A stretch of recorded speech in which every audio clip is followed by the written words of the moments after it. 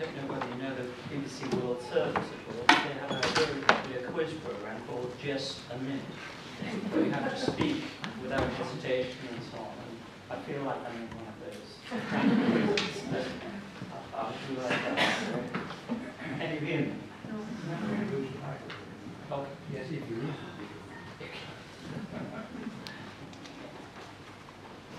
I'm ready. This is a map of southwest of England taken from a Japanese ceramic magazine showing the locations of Bernard Leach's pottery in St. Ives, Michael Cardew's pottery at Wentford Bridge, and the area where the traditional North Devon pots are made. That's where this is 46 years ago. I bought an old chicken farm and set up my own pottery. This is the front of the house in winter. I got it because it was so close to the clay pits and the wood for firing the kiln. We do get snow. This is a sideboard at the end of the kitchen. It's rather like a scrapbook of memories of all the potters who've worked with me over the years. There are far too many to mention, but for here, for example, you should be able to spot pots from Takatoshi Oda from Japan, Shiro Sujimura, among others. At the other end of the kitchen is our cooking stove, which enabled me to make my first tiles. I bought an old second-hand machine to make these tiles, and I enjoy decorating the square.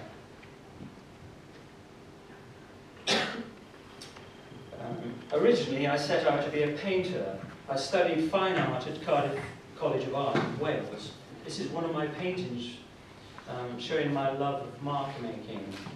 This is something that stayed with me, and when I began to make pots, I used this ever since for my decorating techniques.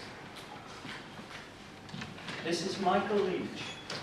He was Bernard Leach's second son. I trained with him for over 4 years. Michael made a lot of oil-fired stoneware and gave me a good grounding in studio practice. But I was not really happy with the Oriental tradition, and at the end of my year, I had a year at a traditional North Devon factory. I'm the one with the sideboards on the left. I was privileged to work alongside the last of the old-time potters who could make thousands of pots a day without being precious about their work. At the same time, I met a painter who had this amazing collection of slipware pottery, including lots of interesting old pots. Most of the potters at the time were interested in stoneware and not earthenware. This was in 1971. At the same time, I became very friendly with this man, Michael Cardew, and I helped to fire his kiln. He was Bernard's first pupil and very famous. Also, he revived the tradition of earthenware in the 1930s. Although Michael Cardew advised me to make stoneware, I decided to make earthenware. And I started my own in 1971. This is one of the kilns I've got with all the saggers I made. It's quite a large kiln, as you can see. This is a picture of me inside the chamber packing the kiln. It's a down draft kiln. It can hold up to 1,000 pots, and it takes about 36 hours to reach cone up, well, 1,060, 1,080. And it takes 3 days to cool down.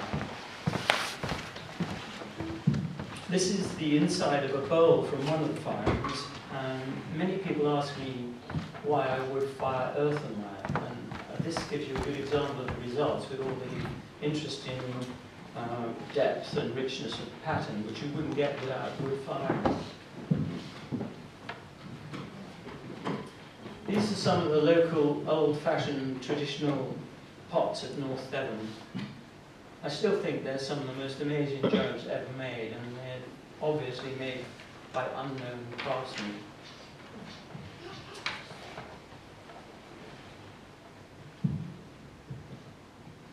These are my versions of round jugs. As with all jugs, they have to function perfectly. They have to be well balanced, and everything has to be right, and of course they have to pour well. You can see where the traditions come from. As well as the round forms, I'm very interested in the early medieval straight-sided jugs that you find in the 13th century. They're so lively and such an inspiration for my pottery. And these are my versions. It's a shape I return to constantly. I enjoy the subtlety of shapes, not always easy to get right, and they are a joy to make. Sometimes I make them up to 67 inches tall.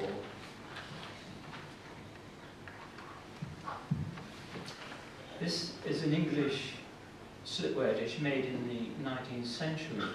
It's part of a big collection in Japan. They have a tremendous interest in slipware at the moment in Japan, and I've had several exhibitions there. And you can see they're so beautiful. This is a 60-centimetre platter of mine. Of the various techniques I like to use, for example, sgraffito, tray-in and pour-in, this one is a combination of pour-in and tray-in. I love to decorate these large surfaces. Another large jar, which is typical of one of my pots.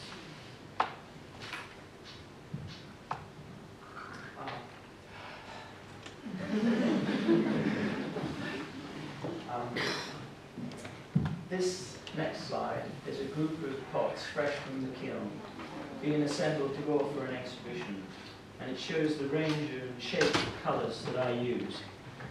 And I hope you've enjoyed looking at these, and thank you very much.